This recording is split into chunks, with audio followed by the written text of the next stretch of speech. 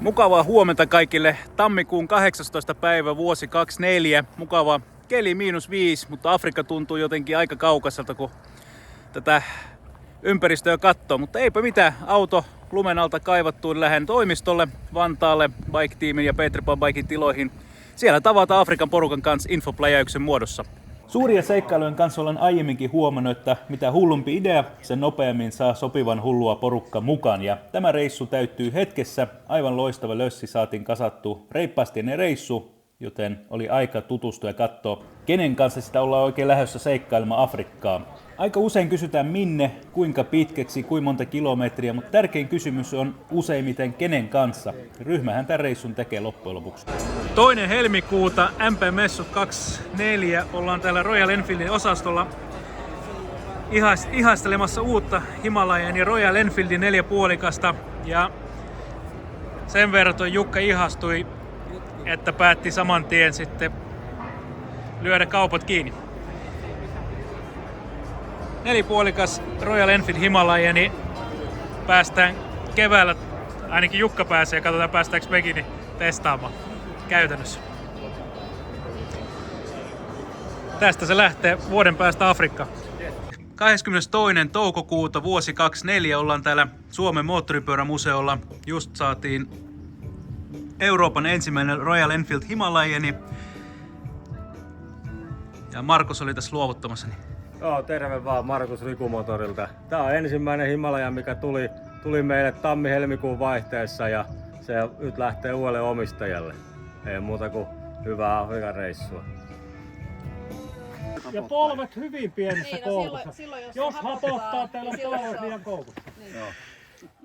Hyvän ryhmän ja asenteen lisäksi pitkä moottoripyörämatka vaatii hyvää peruskunto, pitää jaksaa painaa pitkä päivä vaihtelevissa olosuhteissa ja myös ajotaito erilaisilla alustoilla. Afrikassa etenkin ei tiedä ikinä minkälaista tietä on odotettavissa ja varmasti kaikkia maan ja taivaan väliltä. Niin näitä sitten kehiteltiin porukassa jo Suomessa muutama päivän aikana. Käytiin Lammilla harjoittelemassa ja 9. kesäkuuta ollaan Savonlinnassa Afrikka-porukalla täälläÖyrysaunassa ja huomenna on Himalayanin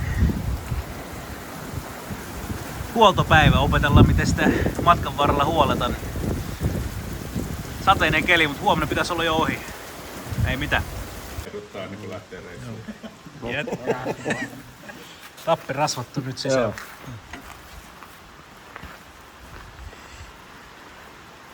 Koko porukka osallistui Moto Adventure Daysin tuolla Himoksella kesällä ja siellä pyrittiin simuloimaan vaihtelevia Afrikan olosuhteita, Saharan hiekka ja Etelä-Afrikan vuoristo, Tansanian viidakko, Ugandan ylänkö niin poispäin. Aika hyvin saatiin kaikenlaisia alustoja harjoiteltu.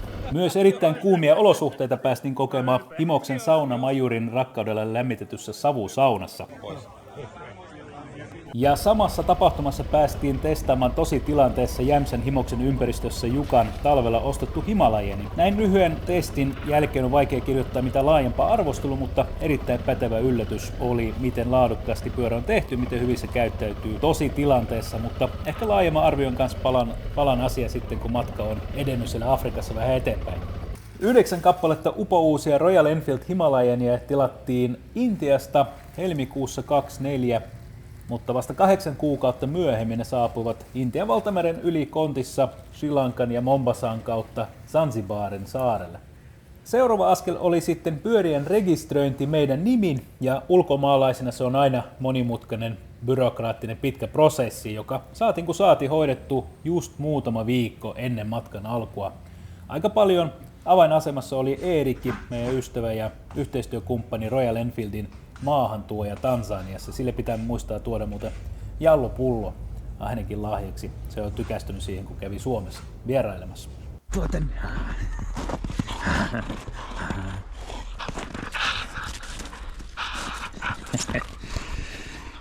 Tervehdys kaikille, on kohta joulu, parin päivän päästä jouluaatto ja ollaan lähdössä Afrikkaan seikkailemaan 3 kuukaudeksi Royal Enfield Himalayanilla. Me valmistauduttu tähän reissuun varmaan pari vuotta kohta, yli 2 vuotta jos miettii ideasta toteutukseen.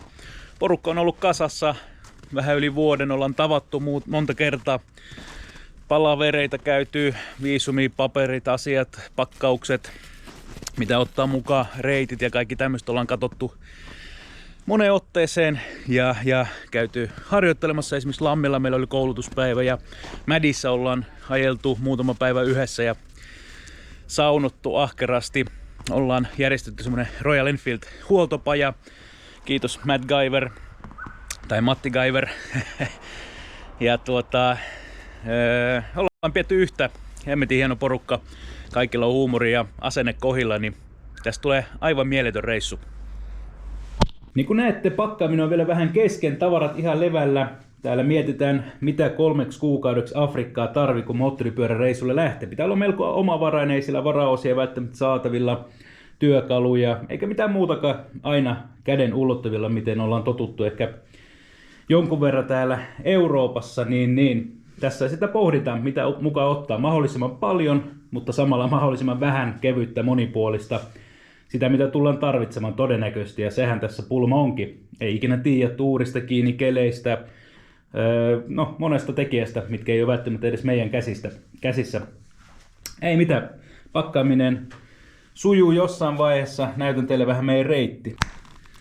Eli alkuperäinen kartta itse asiassa pari vuotta sitten, tai vähän ylikin, oltiin Eerikin meidän yhteistyökumppanin kanssa Royal Enfieldin maahantuoja tuolla Tansaniassa, niin hänen kanssa tätä kartta katseltiin jonkun hotellin respan lattialla ja mietittiin, että onnistuisiko tämmöinen suurempi seikkailu. Afrikan halki Royal Enfieldin moottoripyörä. Silloin ei ollut vielä sitä nelipuokkia tullut edes julki, vaan oli vanha 411-kuutioinen Himalajeni ainoastaan tarjolla ja mietittiin, miten saadaan rekisteröityä pyörät, ulkomaalaisten kuskien nime, mistä me aloitetaan, miten mennään, mitä nähtävä on. Ja pikkuhiljaa se idea lähti kytemään.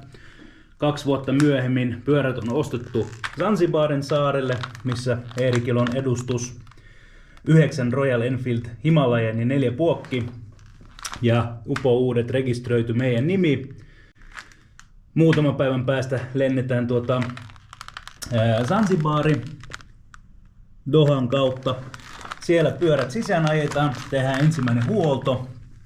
Ja sitten kun ollaan valmiita mantereen puolelle, meillä olisi tarkoitus mennä Kilimanjaron ympäri, Victoriajärven ympäri, Kenian puolelle, tuonne Mount Kenia asti, katsoa vähän teeplantaasia ja vuoristo, kansallispuistoja, kiertää Ugandaa, gorilloja bongata, Ruanda, Lake Victorian ympäri Burundi kierretään, jätetään pois todennäköisesti, siellä on epävakaa poliittinen tilanne.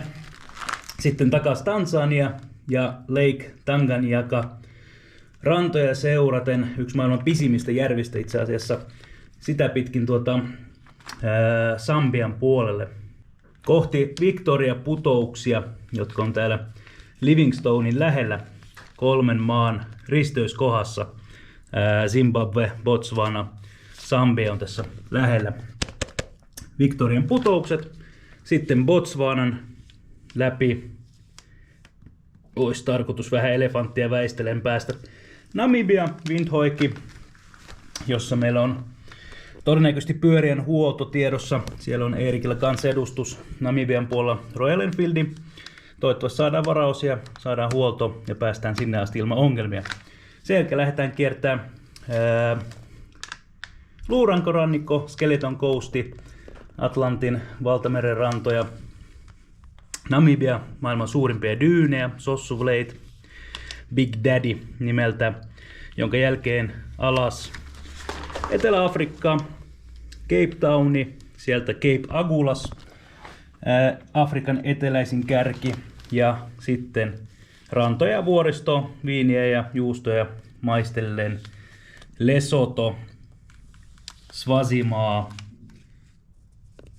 vähän taas Etelä-Afrikka, Pongolan kansallispuisto todennäköisesti ja sitten Mosambikin rantoja ja melko pian käännytään Malavia, seurataan Malavi järven mutkittelevia baanoja takas Tansania, josta mennään sitten Dodoma, ehkä, en tiedä, tai sitten katkaistaan tää, nyt on vielä niin kaukainen juttu, mutta mennään Dar es Salami ja takaisin Zanzibar, johon reissu päättyy. 20 000 kilsaa, 3 kuukautta. Semmoista olisi niin odotettavissa. Pysykää perässä tietysti. Ja nopeuttaa tämä pakkaaminen, muuten video kestää aivan liian pitkä. Noin, kaikki pakattu. Täällä alhaalla alumiinilaukut. Mulla on vielä Intia-Suomi-matkalta. Intiasta ostettiin Royalet, niin laukut tallessa.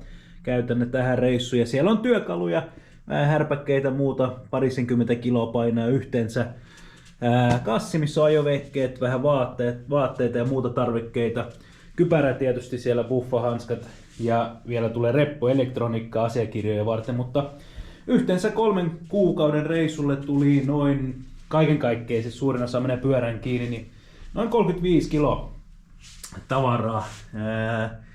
Katsotaan riittääkö, siellä on vielä työkaluja ja muuta, niin ne painaa yleensä on paljon vähemmän jos lyhyet reissut, mutta 3 kuukautta Afrikassa pitää olla varautunut vähän kaikkeen, niin toivottavasti nyt on mukana se, mitä tarvii.